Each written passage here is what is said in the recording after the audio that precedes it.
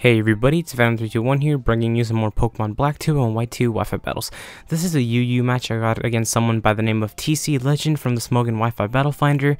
Checking out his team, well, he has a lot of threatening Pokemon. I mean, he has Snorlax, and, well, Snorlax will most likely be the most annoying Pokemon to deal with because of its high HP, and I don't really have much that can actually deal with this thing. I mean, I do have a Mienshao, but it's still a very threatening Snorlax in my opinion. And also, his Suicune can be kind of annoying because I don't have any Pokemon that can actually hit it with a decent amount of damage. I mean, Porygon 2 is the only Pokemon that can hit it decently, but even then I have to rely on its download ability. But yeah, without further ado, let's just go ahead and begin the match. So right off the bat, I'm going to lead off with my Slowbro, and his lead Pokemon is going to be his Darmanitan. This is a pretty good matchup for my Slowbro because there's not much that his Darmanitan can do to it besides going for the U-turn. So he does go for the U-turn. I decide to stand because I know that the U-turn won't do too much, and even if it did a decent amount of damage, I can still switch out because Slowbro's regenerator ability will kick in and I should get most, if not all, of my health back. He's went down to his Snorlax, and well, I just decided to go for the Thunder Wave at this point. It didn't really matter because, as you're about to see later on in the match, this is a cursed Snorlax. I'm gonna go switch out into my Mienshao because, well, I know Mienshao can take a hit from Snorlax. He's gonna go for the curse right here, and that's actually becoming really threatening. I mean, his speed doesn't really matter because he's already paralyzed, but his attack and defense is gonna be a huge threat to my team. I'm gonna go for the Fake Out just to get some easy damage on his Snorlax, my bad. And well, that didn't actually end up doing too much damage. I mean, he does have the leftovers, so it did about absolutely nothing, but whatever. I'm gonna go for the high jump kick, and the high jump kick surprisingly KO'd his Snorlax. I mean, I thought it wouldn't KO it, but I don't know, maybe I underestimated Mienshao's attack, or maybe Snorlax doesn't have that good defense. I don't know. Actually, Snorlax has pretty good defense, so I'm not sure exactly what happened. Anyways, he's gonna go out into his Nidoking, and I just decided to U-turn. I'm gonna U-turn out into Claydol, and at this point, I'm just sacrificing my Claydol. He went for the Earth Power, but I do have the Levitate ability, so that's good. Like I said, I'm just sacrificing my Claydol at this point. He's gonna go for the Ice Beam, and I'm just gonna decide to stay in and go for the Ice Beam of my own.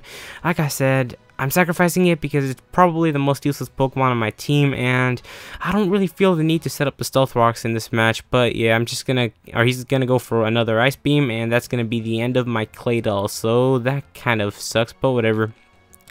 I'm going to switch out to my Azumarill because it does have an Aqua Jet, so a Choice Banded Aqua Jet from this thing will destroy the Nidoking. So he's going to switch out into his Suicune because, well, I guess he was predicting the Water move, and the Aqua Jet is going to do a pathetic amount of damage to his Suicune, so that kind of sucks. Now that I'm locked into Aqua Jet, I'm definitely going to have to switch out, otherwise he's going to destroy me.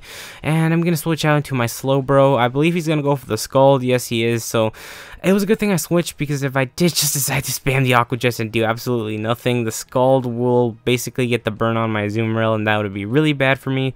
But whatever, so now he's going to go ahead and go for another Scald, and I'm hoping he doesn't get the burn on my Slowbro, otherwise that would be really annoying to deal with, and he doesn't. I'm just going to go for the Thunder Wave, and this Thunder Wave is going to matter at the very end of the match, as you're about to see in a little bit. But anyways, this is good that I got a Suicune paralyzed, so now I'm going to switch out into my next Pokemon, which is going to be my Porygon 2.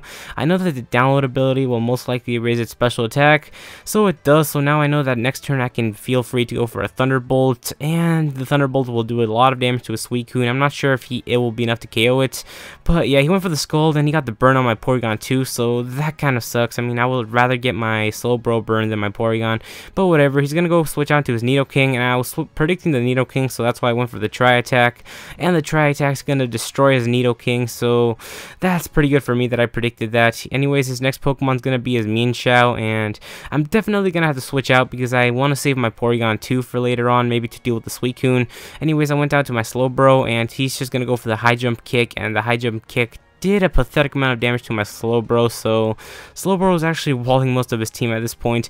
He's going to switch out into his Suicune, and well, I'm just going to decide to play it safe at this point, and I just went for the Psyshock, and as you're about to see here, the Psyshock is going to do absolutely nothing to the Suicune, so there's not much that my Slowbro can actually do to this thing, which kind of sucks, because at this point, I don't have too many counters to actually KO the Suicune.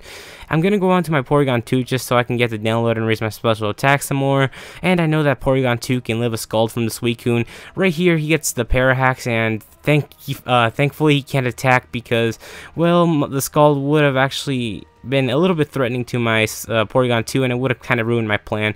Anyways, he's going to switch out, and he's going to go out to his Porygon Z. His download ability is going to kick in, and his attack's going to raise, so that's pretty good for me. I'm going to go for the recover because I was predicting him to switch out into a different Pokemon, and that's pretty good for me because I got most of my health back, and now I can easily deal with this Porygon Z since he doesn't raise, or since his special attack didn't get raised. He's going to go for the Tri-Attack at this point, and I have the Eviolite, so I'm going to be able to take the Tri-Attack from the Porygon Z quite nicely, and I'm just going to go for the Tri-Attack of my own, and since my special attack did increase, I'm going to be able to KO the Porygon Z, and I do manage to get a critical hit, so right now I'm getting really, really lucky.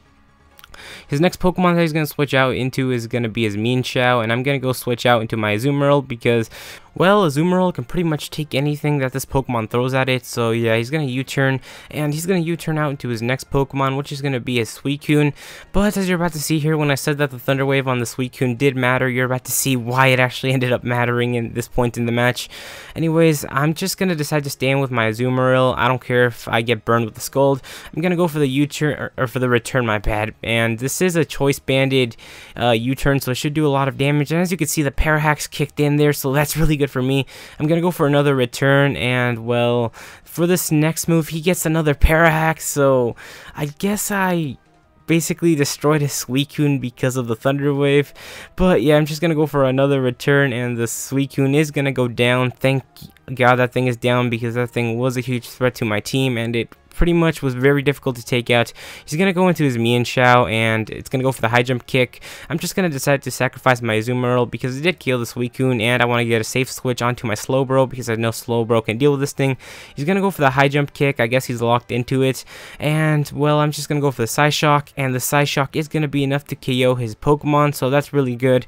Now he's down to his final Pokemon, and you're about to see that his final Pokemon is going to be his Darmanitan, and his Darmanitan can't really do too much to my Slowbro. I mean, he's just gonna lock himself, or he's just gonna spam the Stone Edge, and the Stone Edge is gonna do a pathetic amount of damage. I'm gonna go for the Scald, and I'm hoping the Scald is gonna be enough to KO this Darmanitan. And as you're about to see here, it lives with barely any HP left, so that kind of sucks. But I basically know that I won the match because there's not much that the Darmanitan can do to me. He's gonna go for one final Stone Edge, and he gets a little bit lucky here and gets a critical hit, but it's not enough to KO my Slowbro. Anyways, I'm just going to go for one final Scald, and that's going to be the end of his Darmanitan. And with that, that's going to be the end of the match, guys. So if you liked the video, please rate the video, comment, and subscribe. And until next time, have a nice day.